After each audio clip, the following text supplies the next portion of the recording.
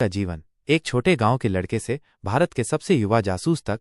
राहुल उत्तर प्रदेश के एक छोटे से गांव का एक साधारण लड़का था, जिसके पिता एक किसान थे और परिवार की आर्थिक स्थिति ठीक नहीं थी। अभावों में पले बढ़े राहुल को बचपन से ही रहस्यों को सुलझाने का अनोखा शौक था। वो अखबारों में छपी अपराध की खबरों को बड़े ध्यान से पढ़ता और अपने पैने तर्क से उनके संभावित समाधान ढूंढने का प्रयास करता था। यह सिर्फ एक शौक नहीं, बल्कि उसकी तीव्र बुद्धि और अवलोकन क्षमता का प्रारंभिक संकेत था। एक घटना ने राहुल के जीवन को एक नई दिशा दी।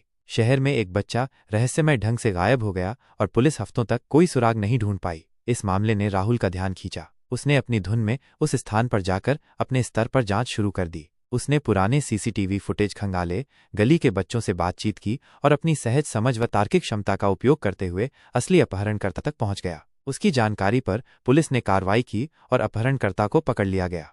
इस घटना के बाद राहुल की चर्चा पूरे राज्य में फैल गई। उसकी जासूसी की क्षमता और असाधारण सूझबूझ ने उसे रातों रात प्रसिद्धि दिला दी। उसे कई अनसुलझे मामलों को सुलझाने के लिए बुलाया जाने लगा। धीरे धीरे राहुल ने अपनी खुद की राहुल डिटेक्टिव एजेंसी की स्थापना की। उसकी एजेंसी ईमानदारी, बुद्धिमत्ता और आधुनिक तकनीक के अद्भुत मेल के लिए जानी जाने लगी। उसकी ख्याति इतनी बढ़ी कि विदेशी कंपनियां भी उससे सलाह लेने लगीं। कुछ ही वर्षों में राहुल ने अथक परिश्रम, जुनून और अद्वितीय समझदारी के बल पर करोड़ों की संपत्ति अर्जित कर ली। करोड़पति बनने के बावजूद वो अपने गांव और अपनी जड़ों को कभी नहीं भूला। आज भी वो अपने गांव के गरीब बच्चों को पढ़ाई और जासूसी की बारीकियों की ट्रेनिंग देता है, ताकि वे भी अपनी क्षमताओं को पहचान सकें।